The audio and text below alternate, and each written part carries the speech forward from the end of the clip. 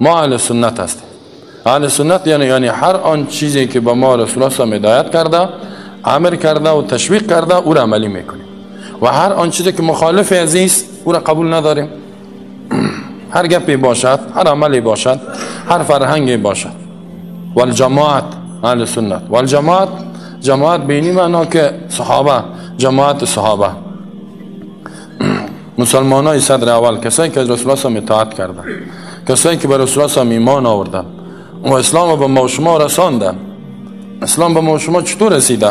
اینا خو الله متعال به جبرئیل نازل کرد و جبرئیل به رسول الله صلی الله علیه و سلم و رسول الله صلی الله علیه و سلم اینا به کی انتقال داد؟ به مسلمانای اول. مسلمانای اول کیستند؟ صحابه میگن. برا در اصطلاح ما شما، در اصطلاح مسلمانان صحابه، کسایی که صحبت کردن با رسول الله صلی الله علیه و سلم، یعنی ایمان آوردن